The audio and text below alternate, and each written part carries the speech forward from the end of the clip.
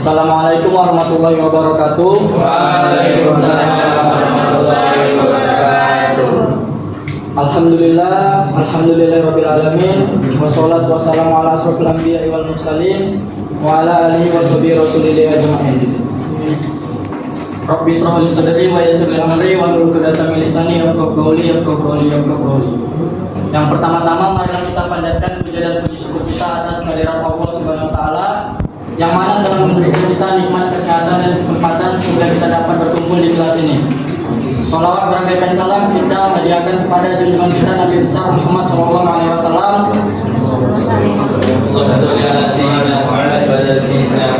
yang mana kita harapkan syafaatnya di yaumil akhir nanti. Amin amin ya rabbal alamin. Yang kami hormati Bapak dosen pengampu mata kuliah Wadatul Ulum, Bapak Dr. Suasana di Madinah MA, dan yang saya sayangi serta saya banggakan teman-teman sekalian. Kami di sini akan mempresentasikan bab 8 yang berjudul Paradigma Wadatul Ulum UIN Sumatera Utara. Saya Novel Habib sebagai moderator. Saya Pak Nabi Firmansyah sebagai pemateri utama. Saya Aulia sebagai materi terakhir. Baik, langsung saja kita masuki materi pertama yang akan dibawakan oleh Fawas. Kepada Fawas saya persilakan.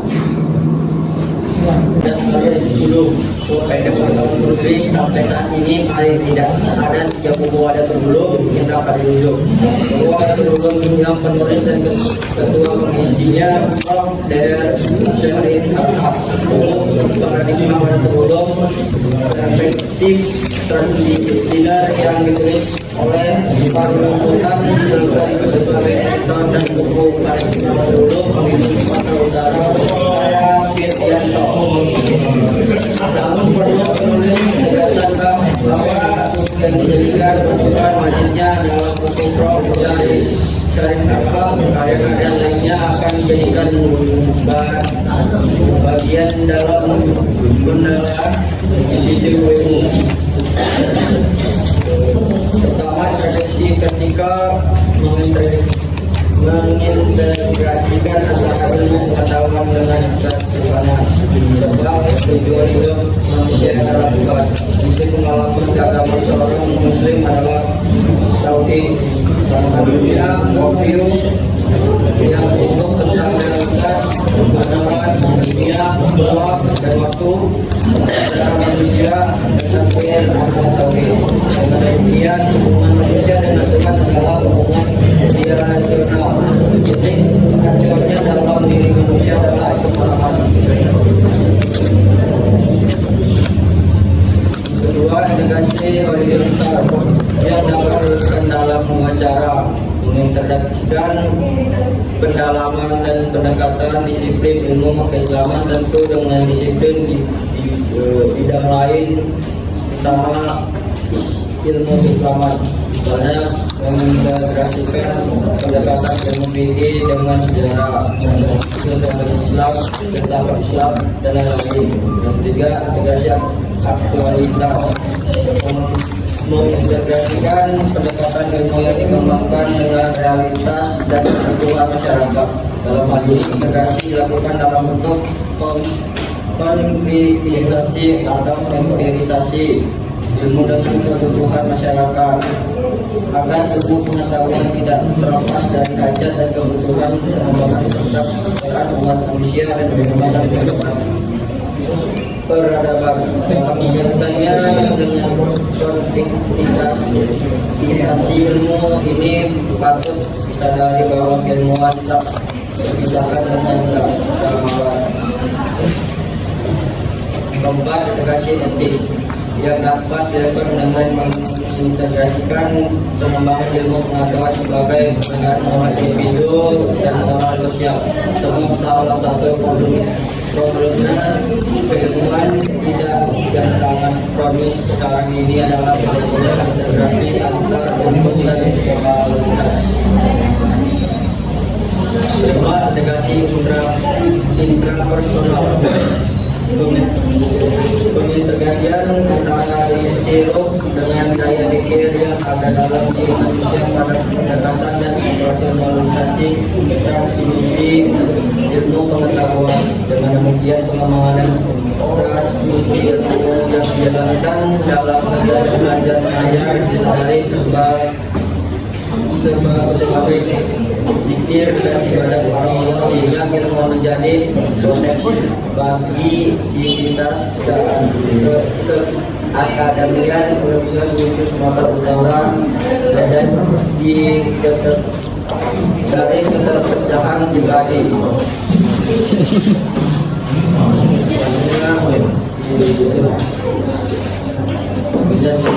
Selanjutnya materi kedua. Selanjutnya materi kedua dibacakan oleh saya sendiri. Dua wadatul ulum bersih berurutan.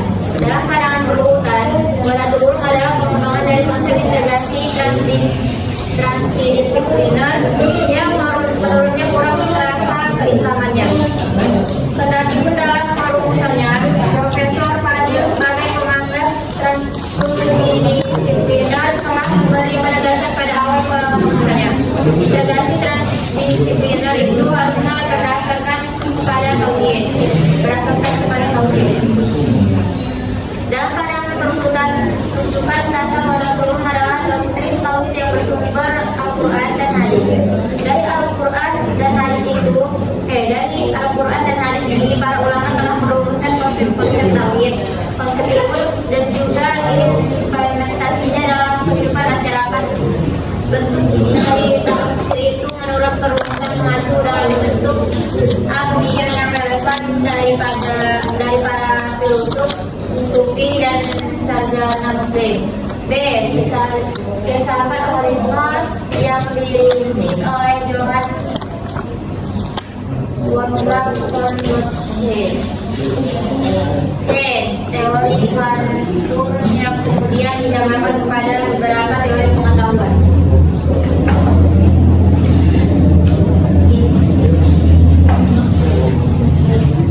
Perlautan menyadari kemungkinan penolakan atau gugatan dari pembaca wadatul ulumnya.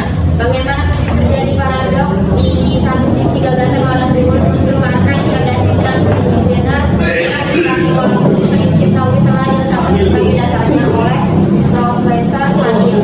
Namun di sisi lain untuk menggunakan teori postmodern dan harus mengatakan bahwa ulum tidak dapat berupa karena salah satu hadis atau hikmah dinyatakan kita boleh mengambil hikmah dari manapun.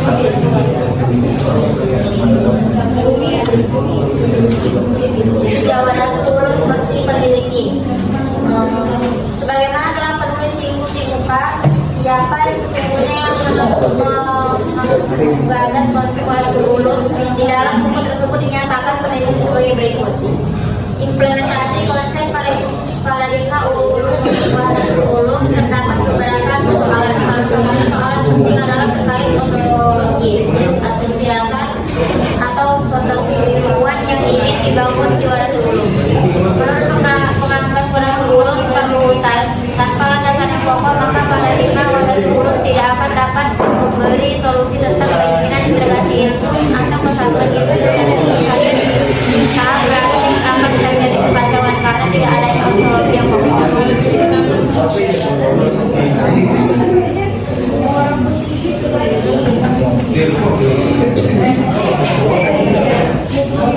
Paradigma wadatul ulum mengalami beragam dialektika dan proses waktu yang lama, dimulai dari konseling arsitek transdisipliner hingga kemudian diresmikan sebagai paradigma ilmu UIN Sumatera Utara.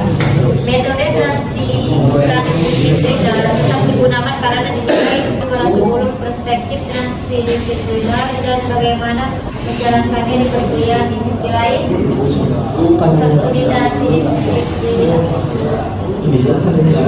pusat studi transdisipliner sudah memulai sosialisasi ke seluruh fakultas di UIN Sumatera Utara. Analisis konsep wadatul ulum yang di dalam bahasa Inggris disebut dengan unity of knowledge atau kesatuan ilmu dan atau kesatuan pengetahuan. Sebenarnya bukan konsep yang baru. Konsep ini sudah lama ada dalam benak pikiran para filosof dan selanjutnya dituangkan di dalam karya-karya magnum opus mereka. Secara ontologis, semua ilmu adalah satu dan semuanya terpuji. Ilmu adalah salah satu dari sifat Allah yang tidak dapat dipisahkan dengan caranya. Dia bukan Allah tapi bukan yang lainnya. Untuk menangkap ilmu tersebut ada alternatif iluminasi cahaya Allah ke dalam hati yang sudah bersih dan suci, serta optimalisasi akal sebagai cahaya sehingga suatu yang semula tidak tampak sebagai tampak karena cahayanya.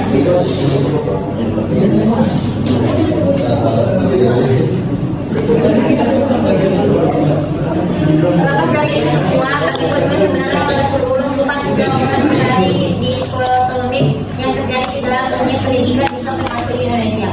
Pada saat Wadatul Ulum dijadikan sebagai paradigma keilmuan, maka hal itu tidak lebih dari upaya mengangkat kembali batas kerendah. Tidaklah merealisasikan ada apa seharusnya ada misalnya dan juga yang di dalam paradigma tersebut menyebut reintegrasi. Maka